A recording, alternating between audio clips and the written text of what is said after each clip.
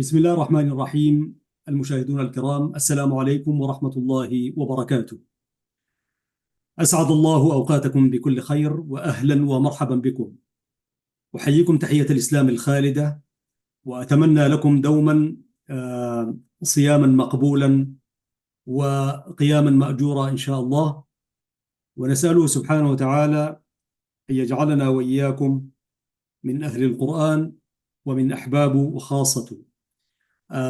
باسمكم جميعا أيها الإخوة والأخوات في قناة سلام الإعلامية المباركة، نرحب وإياكم بفضيلة البروف دكتور جلال الدين محمد صالح، والرجل المعروف والمعروف لا يعرف. إن كان شيء لا بد من ذكره، لا بد من أن نشكره جزيل الشكر باسمكم جميعا على قبوله أولا للحديث بشكل مستمر في رحاب هذا الشهر الكريم، ثم ثانيا برضو أحيانا تدخل علينا ظروف فنضطر إلى مد الزمن، سحبه أو مده ساعة ساعتين، فإذا به هو ذلك الرجل الكريم فيلبي طلبنا، ومشكورا وبارك الله فيك. ويتم تسجيل هذه الحلقة يوم الجمعة، وجمعة مباركة بروف جلال، وأشكرك جزيل الشكر، وتقبل الله منا ومنك الصيام والقيام. هذه الحلقة الثانية، تفضل سيدي الكريم. بسم الله الرحمن الرحيم، والحمد لله رب العالمين، وصلى الله وسلم على نبينا محمد وعلى آله وصحبه أجمعين. صلى الله عليه وسلم. وأنا بدوري أشكرك، وعبرك أشكر الزملاء المتابعين والإخوة الفضلاء حيثما كانوا في أستراليا وخارج أستراليا، من الإريتريين وغير الإريتريين الذين يشاركوننا هذا اللقاء التثاقفي التفاكري بمناسبة حلول شهر رمضان المبارك. وهذا الشهر الكريم أخي الفاضل هو من أعظم الشهور عند الله، وقد قلنا من قبل في حلقتنا السابقة هو الشهر الذي أنزل فيه القرآن هدى للناس وبينات من الهدى والفرقان. نعم. وتذكيرا بما قلناه أيضا في محاضرتنا أو حلقتنا السابقة، كيف أن جبريل عليه السلام جاء إلى النبي صلى الله عليه وسلم وأخذ يسأله ويصدقه، وكان مما سأله عن الإسلام. وفي إجابة النبي ذكر أن الإسلام ينبني على 5 أركان، وأحد هذه الأركان هو صوم رمضان. نعم. هذا الشهر الكريم في حلقتنا اليوم نتناوله تحت عنوان ما الحكمة من تكرره وصيامه وقيامه. والحكمة بينها الله سبحانه وتعالى في القرآن: كتب عليكم الصيام كما كتب عليكم الصيام كما كتب على من قبلكم. نعم. يا أيها الذين آمنوا كتب عليكم الصيام كما كتب على الذين من قبلكم على الذين من قبلكم لعلكم تتقون. نعم. يا أيها الذين آمنوا كتب عليكم الصيام كما كتب على الذين من قبلكم لعلكم تتقون.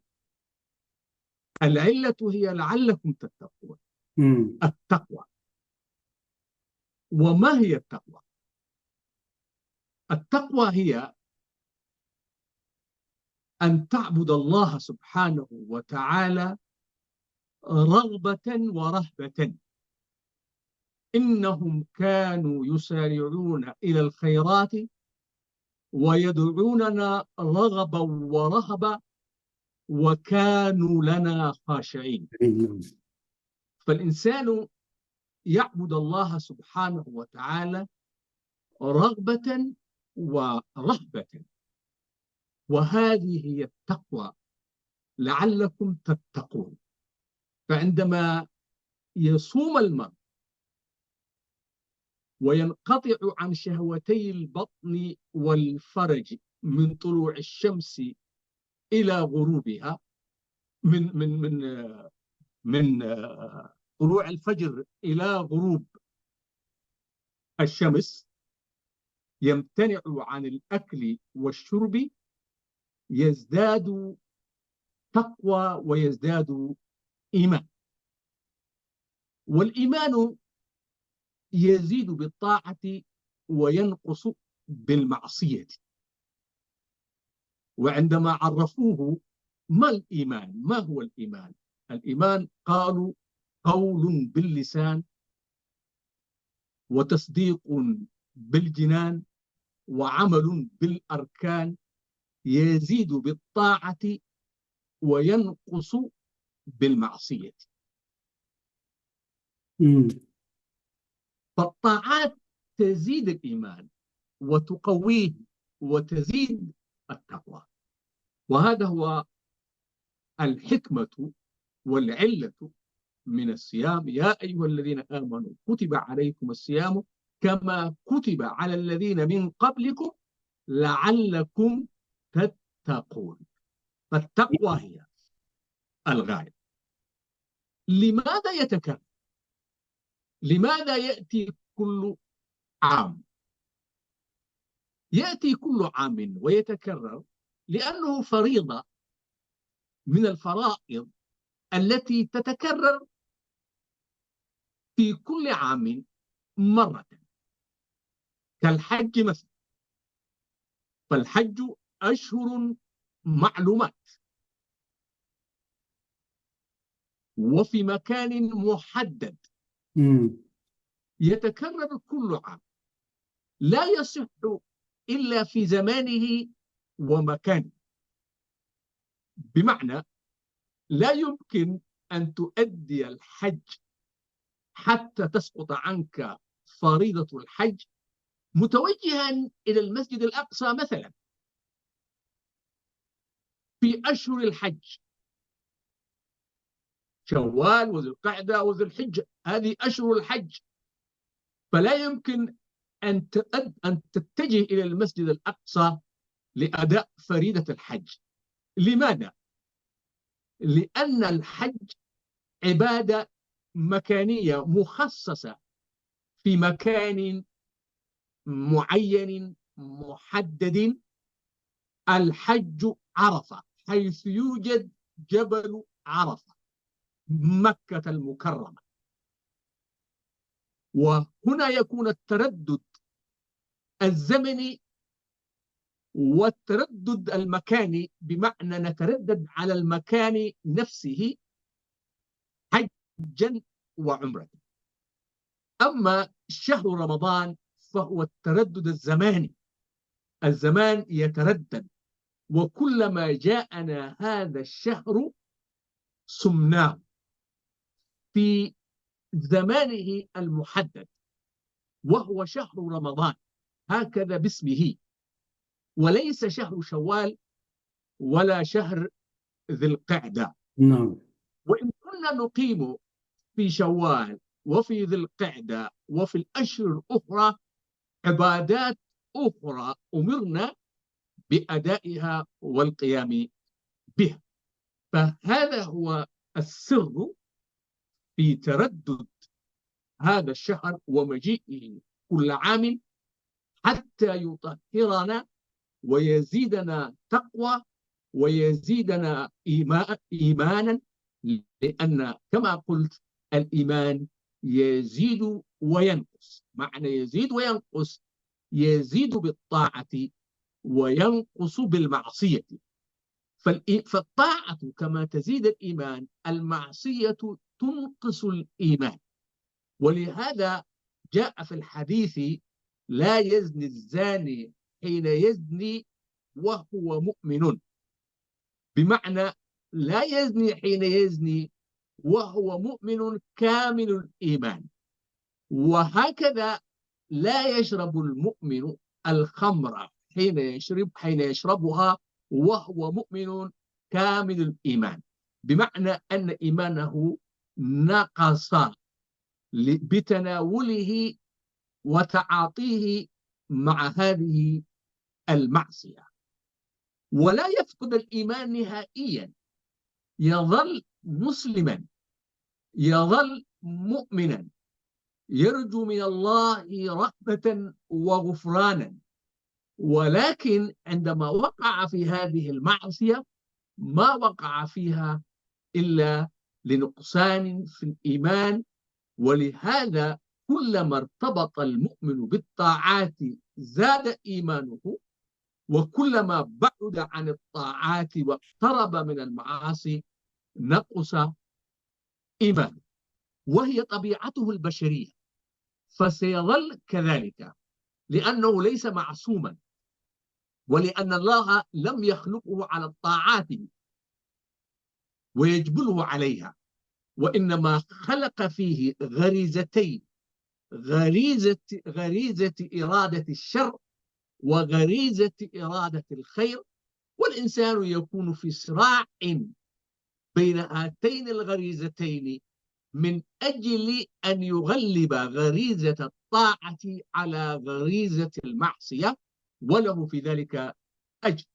وإذا ما وقع في المعصية وغلبته شقوته وشهوته فوقع في المعصية، فتذكر الله سبحانه وتعالى وعاد إليه، يثيبه الله عز وجل على هذه التوبة، لأن التوبة في حد ذاتها عبادة ويكون له فيها أجر.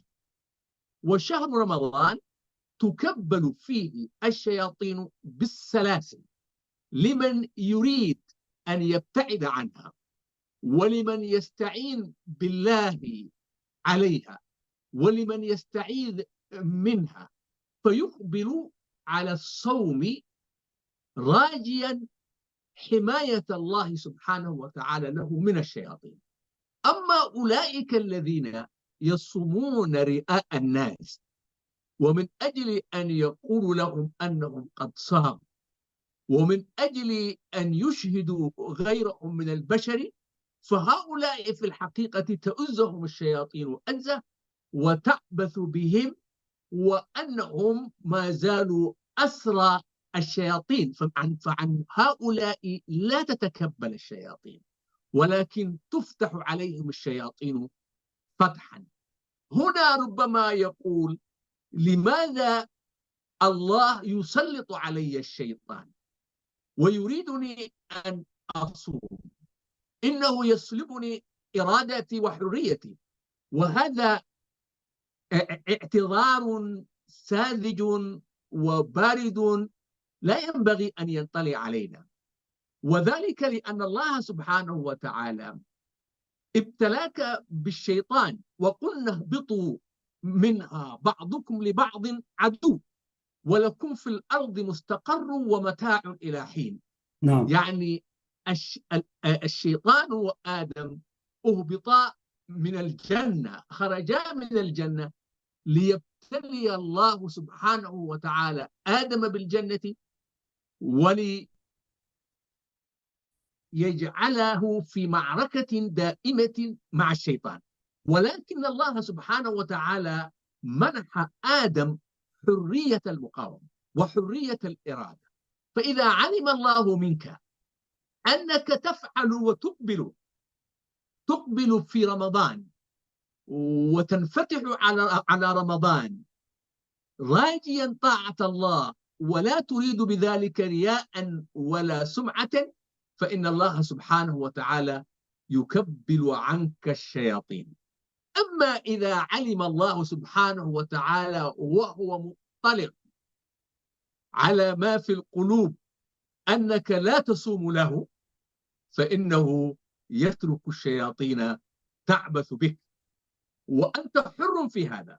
ولو أن الله سلبك حريتك وجعلك طائعا مطلقا لما كنت إنسانا، ولو جعلك طائعا مطلقا لكنت من الملائكة، لأن الملائكة جبلوا على الطاعة، ليست لهم حرية الاتجاه إلى المعصية.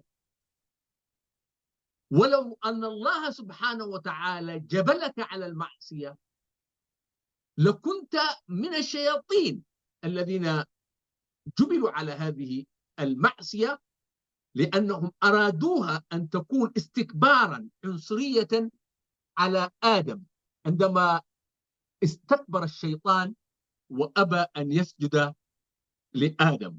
وقلنا يا آدم اسكن أنت وزوجك الجنة وكلا منها رغدا حيث شئتما ولا تقربا هذه الشجرة فتكونا من الظالمين، فأزلهما الشيطان عنها فأخرجهما مما كانا فيه. هكذا حدثت المعركة بين آدم والشيطان، وآدم استكبر من أن يسجد لآدم عليه السلام شيطان. فكان من المبعدين المطرودين.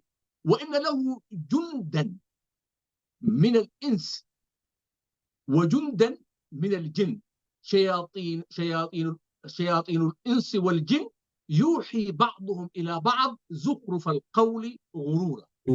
تكون علاقة بين الاثنين، كل منهم يوحي إلى الآخر من أجل أن يعمق فيه الضلال.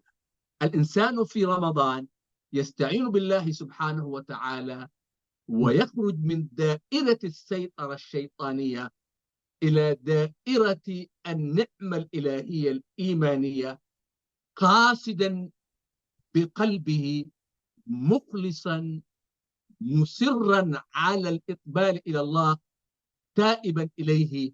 عند ذلك لا محالة الله يعصمه ويحميه من السيطرة الشيطانية. بارك الله فيك بروف جلال على هذه المداخلة. طبعا إن شاء الله عنوان المحاضرة كما تفضلت حضرتك: ما الحكمة من تكرار شهر رمضان المبارك؟ نضيف إليه: والأمر على صيامه وقيامه، وإن كان أشرت إليه إشارات فيما تفضلت به. دكتور، الحق سبحانه وتعالى يقول في كتابه العزيز: إن عدة الشهور عند الله 12 شهرا في كتاب الله، إلى آخر الآية. ومع أنه يعني كلها أيام الله سبحانه وتعالى، ولكن هذا الشهر الكريم عندما يأتي، أولا في إحساس مختلف بهذا الشهر الكريم.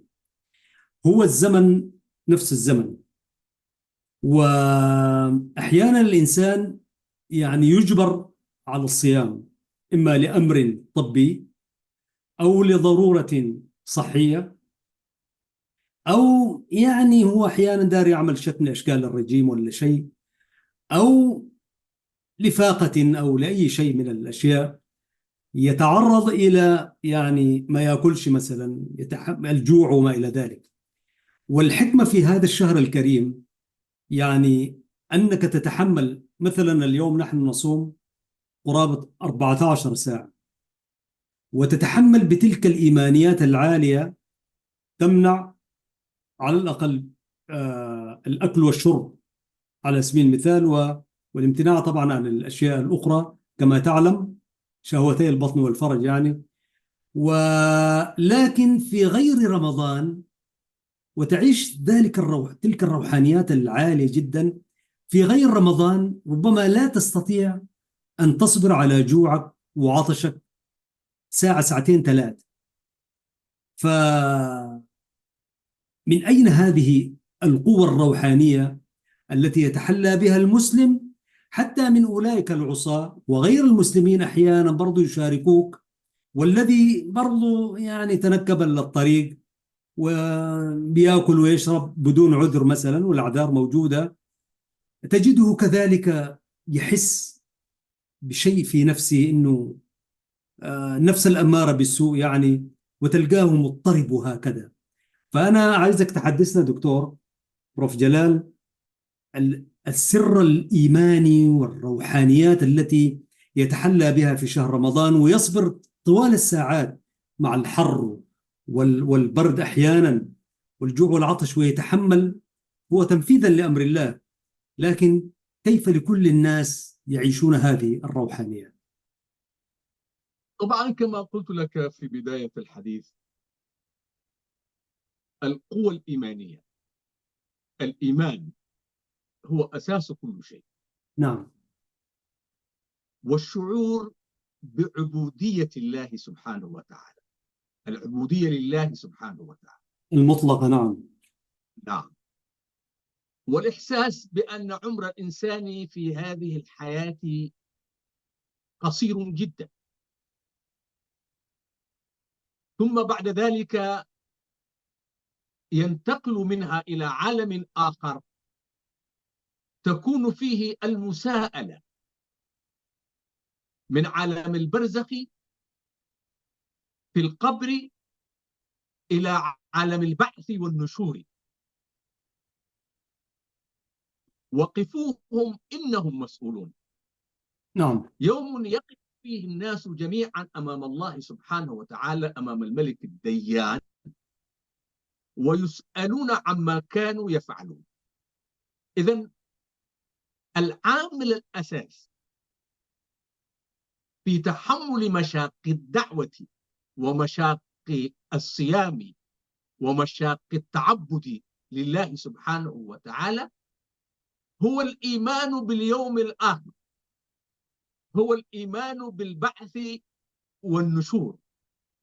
وهذه هي قضية الإيمان يا أخي، هي قضية مترابطة، قضية مترابطة متواصلة، لا يمكن أن ينفصل طرف عن طرف. وبالمناسبة أنا أراك الآن أنت تتناول ماء، وأنا أريد أن أسأل، هل عندكم الإفطار الآن؟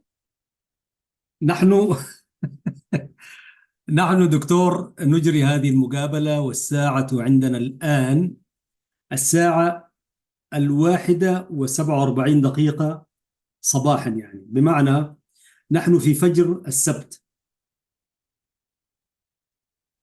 أيوة، هذا هو. اختلاف المشرق والمغارب. نعم. المشاهدون لئلا يقول من يراك في خارج يقول كيف يشرب الماء ونحن في رمضان، فعليهم أن يدركوا أن صاحبكم قد أفطر وهو في النصف من الليل نحن إلى اليوم التالي. نحن نستعد للسحور إن شاء الله بعد ساعتين تقريبا. نعم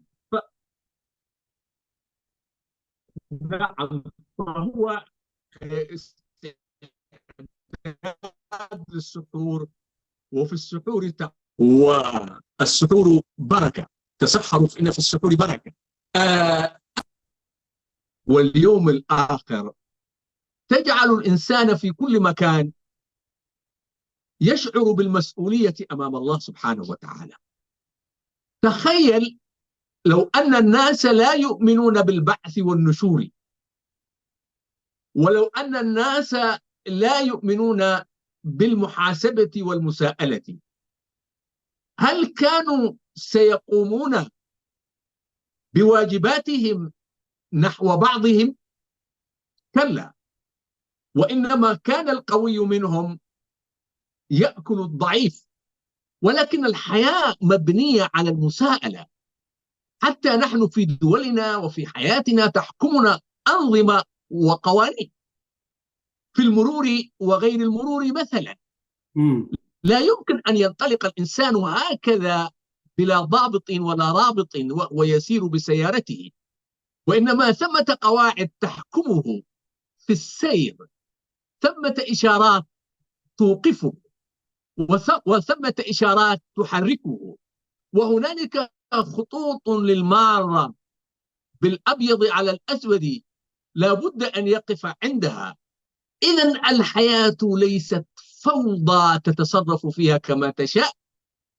فكذلك الدين عندما أنزل إليك الوحي إنما أنزله إليك ليضبط مسارك في الحياة، من أجل أن تكون مساءلا يوم يبعث من في القبور. المرور يسائلك وتأتيك فاتورة المخالفات المرورية من أجل أن تدفعها، وإلا لا تجدد لك الرخصة. هكذا بالضبط عندما لا تقوم بواجبك نحو الأوامر الدينية. لكي تنفذ القانون وتنضبط به يجب أن تكون مؤمنا به أولا حتى ينال منك الاحترام والتقدير. فالذين ينضبطون بالقوانين في حياتهم اليومية في دولهم وفي شركاتهم وفي مدارسهم وجامعاتهم إنما يفعلون ذلك من احترامهم لهذه القوانين ومن تقديرهم لها ومن شعورهم بأنهم مسؤولون عن مخالفتها. فكذلك الدين عندما جاءك ما جاءك فقط لتسمعه دون أن تؤمن به، بل دعاك إلى الإيمان به وقال لك: إذا لم تفعل ما أمرتك به ولم تنتهي عما نهيتك عنه فأنك مسؤول يوم القيامة ومحاسب.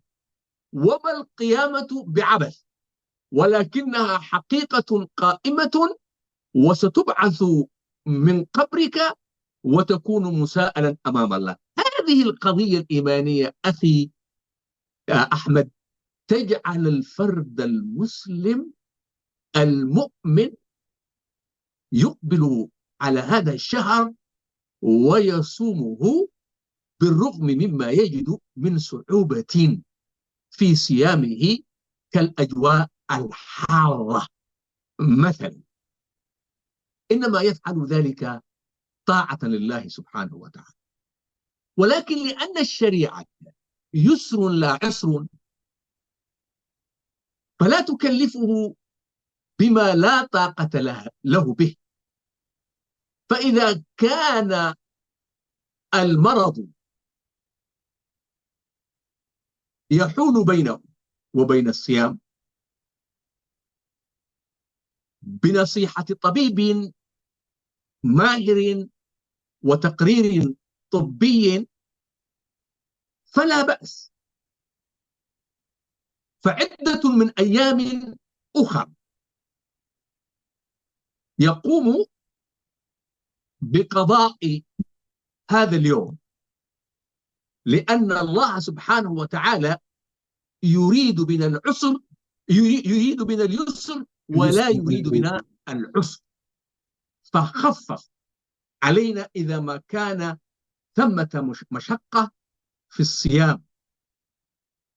ولكن إذا كانت المشقة يسيرة وتطاق فهذا مما يؤجر عليه المسلم ويثاب عليه، وإنما يفعل ذلك رجاء لثواب الله وحرصا على طاعته سبحانه وتعالى.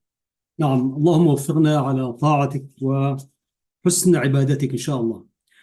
بروف جلال يلاحظ في مساجد المسلمين يعني في عصرنا هذا أنه الرمضان يبدأ بشحنات إيمانية قوية لدى المسلمين يعني، فتكاد المساجد تمتلئ عن آخرها في بدايات في الأسبوع الأول تقريبا يعني. ثم سبحان الله، مع أنه الإيمان ينبغي أن يزيد، لكن هذه الدنيا بمختلف وسائلها وألوانها وأشكالها أيضا تنتزع أولئك الناس من عالم الروحانيات، وتكاد يعني صحيح الشياطين مصفدة وهنا، ولكن القاعدين بالمرصاد، وكما تفضل شياطين الإنس والجن يوحي بعضهم إلى بعض زخرف القول غرور ولو شاء لهداكم أجمعين يعني. لكن تلاحظ يا دكتور بروف إنه تتناقص وتتراجع الأعداد في المساجد إلى أن تأتي في العشر الأواخر اللي هي فيها الأجر مضاعف وترقب ليلة القدر وما إلى ذلك، فإذا بها المساجد تكاد ترجع إلى حالتها الأولى. فبماذا تنصح الناس بروف؟ إنه يعني صحيح أحيانا تكون في ظروف هنا وهناك، خاصة في بلاد الغربة وما إلى ذلك، لكن حتى في بلادنا كمان، أوطاننا المصطنعة والحقيقية يعني. فما السر دكتور في بداية رمضان الناس تنكب على المساجد، ثم تتقلص الأعداد تتقلص الأعداد تتقلص الأعداد إلى أن يأتي العيد والناس ربما يكون هكذا؟ فما النصيحة التي توجهها إلى عامة المسلمين؟ نعم أخي أحمد، المولى عز وجل يقول: وذكر فإن الذكرى تنفع المؤمنين. نعم. ودائما تلاحظ الآية القرآنية أو القرآن يركز على قضية الإيمان: وذكر فإن الذكرى تنفع المؤمنين. الإيمان هو الأساس، وكما قلت لك في أول حديثنا، هذا الإيمان لا يسير على وتيرة واحدة، وإنما يتذبذب بين الضعف والقوة. والإنسان كلما انفرد بنفسه ربما غرته نفسه وزينت له الشهوات من حيث يريد نيل الطاعة. ربما يقول لك شخص: دعني أنعزل عن الناس من أجل أن أخلو مع نفسي عبادة لله.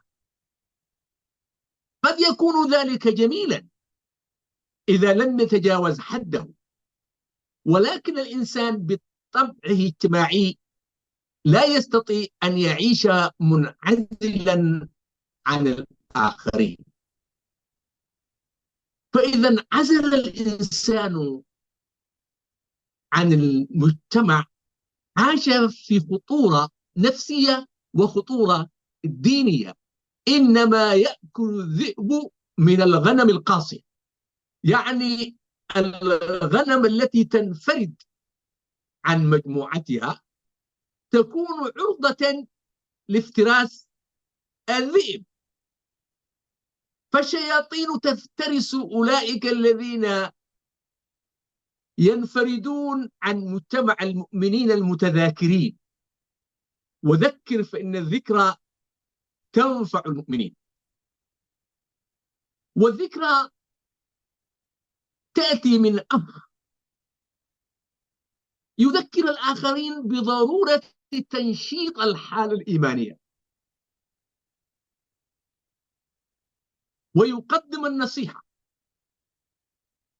ولهذا الصحابة رضوان الله عليهم كانوا يقولون: تعالوا نؤمن ساعة، فيجلسون مع بعض ويتذاكرون ما كانوا عليه في جاهليتهم، وكيف أن الله هداهم من ذلك الضلال إلى هذا الإيمان، فيزدادون إيمانا. ولهذا قال عمر بن الخطاب رضي الله عنه: ينقض الإسلام عروة عروة إذا دخل في الإسلام من لا يعرف الجاهلية. فالشخص الذي لا يعرف الجاهلية وعاش ولم يعش في الجاهلية ليس هو كالشخص الذي ولد هكذا في بيئة إسلامية. فالتذكر لما يكون عليه المرء من ضلال في جاهليته ولما هو عليه من نعمة في إيمانه، هذا مما يقوي الإيمان ويزيدك ارتباطا بالمساجد، ويزيدك ارتباطا بالصلاة. تعظيم شأن الصلاة: واستعينوا بالصبر والصلاة وإنها لكبيرة إلا على الخاشعين. الصلاة قضية أساسية في الدين، والذي لا يصلي الفرائض لا يمكن أن يصلي النوافل. فعندما يكون المرء مؤديا الفرائض لا بد أن يؤديها جماعة في مسجد أو جماعة في منزل. وهنا لا أريد أن أخوض في أن صلاة الجماعة هل هي واجبة أم سنة. أيا كانت فإن أداء الصلاة في الجماعة من علامات زيادة الإيمان. والعزوف عن الجماعة والصلاة في منفردا بشكل دائم ومن غير حاجة تدعو إليه ومن غير نسيان علامة من علامات نقصان الإيمان. نعم، أقول لك أديت الصلاة، وأن صلاة الجماعة أفضل من صلاة الفذ ب27 درجة. نعم، وصلاة الفذ جائزة، لا أقول باطلة، ولكن أداؤها جماعة في مسجد ينزل بك الخشوع ويربطك بأهل الإيمان وببيوت الله سبحانه وتعالى. نعم. من هنا إن الصيام إذا كان يحول بينك وبين صلاة الجماعة أو يفترك عن صلاة الجماعة فعليك أن تعود إلى محاسبة ذلك، بمعنى أن جرس الإنذار قد دق بين جوانحك، ويجب أن يستوقفك، فثمة دخان ينذر بالحريق، وعليك أن تنتبه وتتوقف وتقول لماذا أنا أصوم ولا أصلي جماعة؟ هل هذا يتوافق بين الصلاة والصيام؟ هل العلاقة بين الصلاة والصيام أن تكون صلاة بلا جماعة، أم أن هذه العلاقة علاقة فاترة؟ حقيقة أنها علاقة فاترة.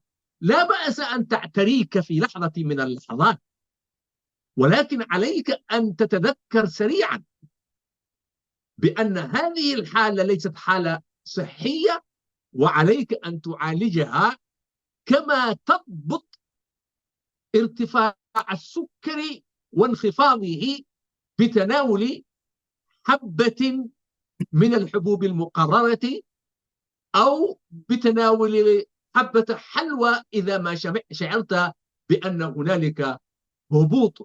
هكذا أيضا في قضية الإيمان والصلاة، إذا شعرت هنالك هبوط فهنالك حبات إيمانية يجب أن تتناولها وأن تسرع إلى تناولها، وأن تسأل نفسك لماذا هذا الدوار الإيماني عندما لا أصلي في الجماعة؟ هذا دوار إيماني، هذا خلل إيماني في الجسم، علي أن أتداركه بالعلاج فأسرع إلى معالجته، ولي أنا كامل الحرية في أن أفعل هذا. عند ذلك الشيطان يهرب منك، ولكن أحيانا الشيطان يأتيك فيقول لك أن الرياء للعبادة يخدش في صومك، وأنك كلما تكررت من هذا الشارع أو من هذا الحي في هذا المسجد والناس يرونك كأن هذا سيكون رياء وإسماعا للناس. ولهذا حتى لا تقع في هذا عليك أن تؤدي الفريضة في منزلك ولا تؤديها في المسجد. هذه الوساوس قد تأتيك بين لحظة وأخرى، وعندما تأتيك فاعلم أنها وساوس شيطانية. أنت أخلص النية، ولا بأس أن يراك الناس وأنت ذاهب إلى المسجد وأنت عائد إلى المسجد، وربما اقتدى بك آخرون، وإذا رأيت أناسا من زملائك ومن جيرانك يقصرون في هذا المجال، من الجميل أن تنصحهم وأن تشجعهم بالتي هي أحسن. ادع إلى سبيل ربك بالحكمة والموعظة الحسنة، تقدم لهم موعظة حسنة. أعتقد أن الناس إذا تعاونوا فيما بينهم وتذاكروا وذكر كل منهم الآخر، فإن الحالة التي تأتيه أو الحالة التي تأتي الفرد منا بالعزوف عن المسجد شيئا فشيئا والذهاب للعب، فعلى الورقة مثلا يقضي ليلته لاعبا الورقة أو الشطرنج أو الجلوس في مقهى لأي عمل من الأعمال. إذا وجدنا من يعيننا على التذكير فإننا نستطيع أن نعالج مثل هذه الظواهر، وهي ظواهر تأتي على الإنسان بين لحظة وأخرى. صدقت الدكتور، ولذلك بيوت الله سبحانه وتعالى لم تنشأ عبثا ولم تنشأ إكمالا للدين، ولكنها كانت، وأنت سيد العارفين دكتور، كانت كمبدأ أو الركن ركين في سلوك المؤمن. ولعلنا نذكر دكتور أول عمل قام به المصطفى صلى الله عليه وسلم عندما دخل المدينة. أول عمل له خط الطوبة بتاعة المسجد، أنشأ المسجد. ولذلك المساجد هذه، يعني نحن لسنا الصحابة رضوان الله عليهم كلهم كانوا يأتون المساجد، وفي الأحاديث موجود يعني لا صلاة لجار المسجد يعني. ومأمور المسلم أن يعتاد، وحديث نبوية: إذا رأيتم الرجل يعتاد المساجد فاشهدوا له بالإيمان. والمساجد هذه كانت جامعات، وتحل فيها العقد وتخطط فيها أمر الدولة والسياسة والاجتماع والقانون والاقتصاد والإعلام ذاته يعني. وأنا أقول دوما يعني إنه أول وزير إعلام في دولة الإسلام سيدنا بلال بن رباح يعني مورس الإعلام ودعواته من داخل مسجد النبي صلى الله عليه وسلم.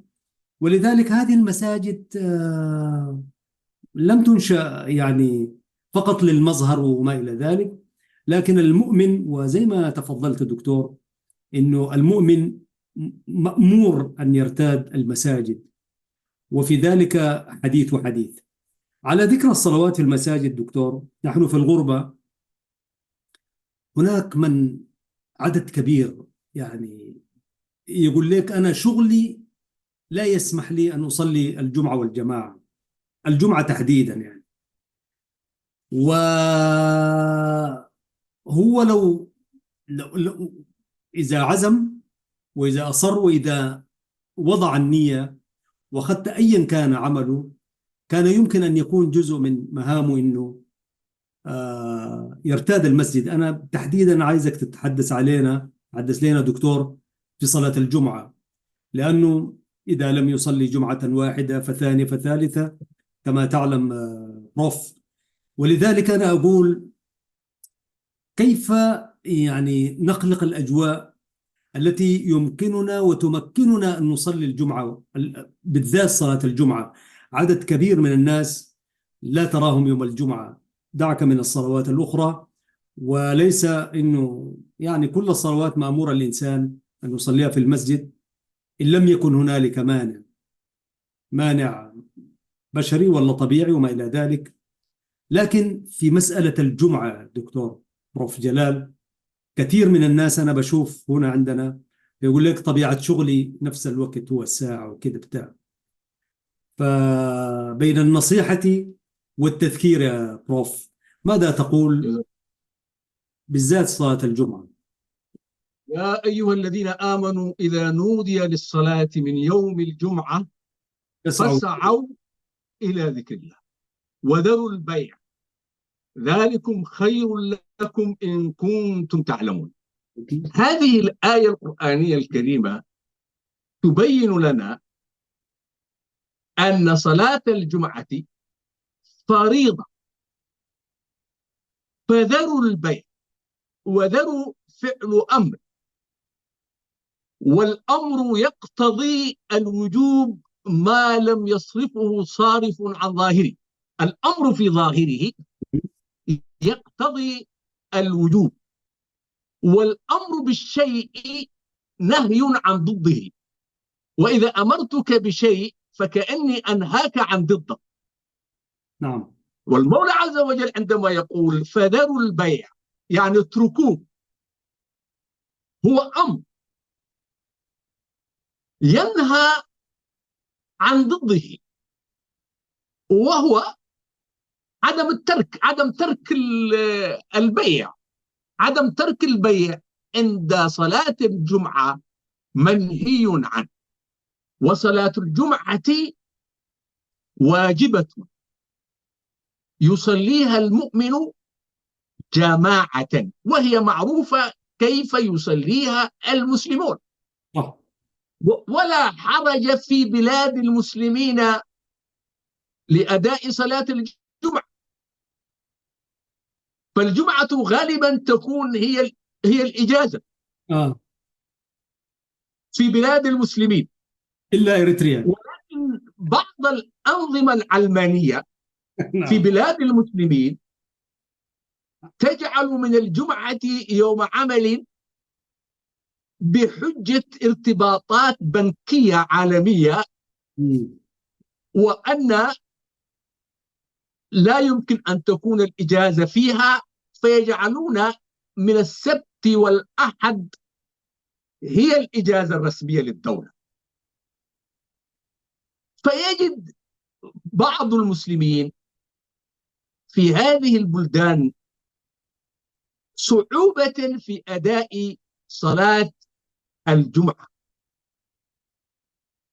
ويجدون فيها مشقة، ويتعللون بأن عملهم لا يسمح لهم بذلك. ولكنهم لو أرادوا الخروج لأعدوا له عدته، لكنهم لو أرادوا هم أن يصلوا الجمعة لفرضوا ذلك. وأنا أعلم نحن هنا في بريطانيا أن شركاتهم لا تمنعهم. هنالك لانش تايم فيها يخرج المرء، وهنالك ترتيبات إدارية مع الشركة يجريها العمال من أجل أن يسمح لهم لأداء صلاة الجمعة. نعم. وأحيانا الجمعة العمال يصلونها في شركاتهم ويؤمهم واحد منهم، أو يتفقون مع من يؤمهم ليأتيهم خلال ساعة يصلي بهم. يتفقون مع مركز من المراكز يبعث بهم أو يرسل إليهم من يصلي بهم.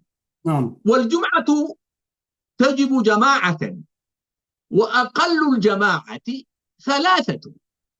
وبعض المالكية يقولون الجمعة الجمعة لا تجب إلا ب40، ولكن لا بأس أن يصليها المرء بأقل من 40. مع أنهم يقولون الجماعة هي 40، فإنهم لا يعفونك من عدم صلاتها، هم لا يعفونك من صلاتها، وإنما يلزمونك بالذهاب إلى مسجد جامع يجمع الناس، يأتيه عدد من الناس. وعليه أنت أيها المسلم إذا أردت أن تصلي الجمعة وعزمت على ذلك، فلا أعتقد أن شركتك أو مجال عملك سيحول دون أدائك لصلاة الجمعة، فتسليها وترتب لها، وهذا يتوقف على حرصك أنت. وخطورة الاستمرار أو استمرار في أنه أنا شغلي كده بتاع، خطورتها على المسألة الإيمانية. يعني أنت نعم، تستوي عندك إنه الجمعة والسبت، أنت يستوي عندك يوم الجمعة، طبعا يوم عظيم يعني، يوم فاضل الله نعم، سبحانه وتعالى. وهي من عيد لا من إله إلا أعياد الله. المسلمين، وهي نعم. عيد من أعياد المسلمين. نعم. وأن القلب ينكت بالسواد ثم بالسواد ثم بالسواد حتى يمتلئ سوادا ويؤثر ذلك في إيمانك. فأنك تترك شعيرة من شعائر الإسلام، وأنه لا يجوز لك إذا أنت قلت أن عملك لا يبيح لك أو لا أو فيه حرج لا يمكنك من أداء صلاة الجمعة، فهل يمكنك من أداء صلاة الظهر؟ لأن الجمعة هي في وقت صلاة الظهر. صحيح.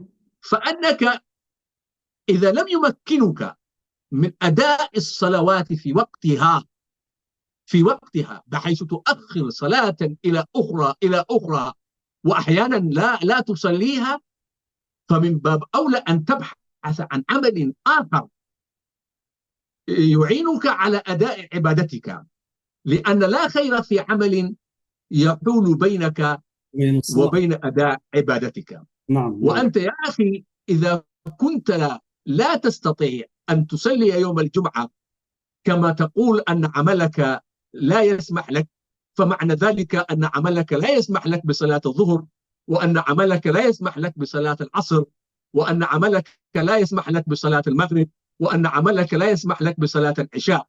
فماذا بقي إذن؟ لم يبقى سبحان الله. شيء.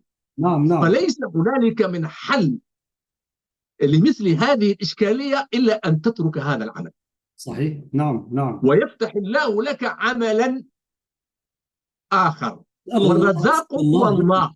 نعم. نعم. والرزاق هو الله، هو الله سبحانه وتعالى. نعم. صدقت يا دكتور، نعم. وأنا هنا أذكر حقيقة يعني، ولكل له قصته. أيامنا وهختم بهذه القصة دكتور بروف، تأكيدا على حديثك يعني، وإنما الأعمال بالنيات، وإذا نويت وسألت الله سبحانه وتعالى فيسخر لك. ما هي يعني البشر ديل اللي قاعد يقولوا لك مثلا، الناس يقولوا ما تصلي وشغلي وكده بتاع، ما هم بشر مثلك يعني.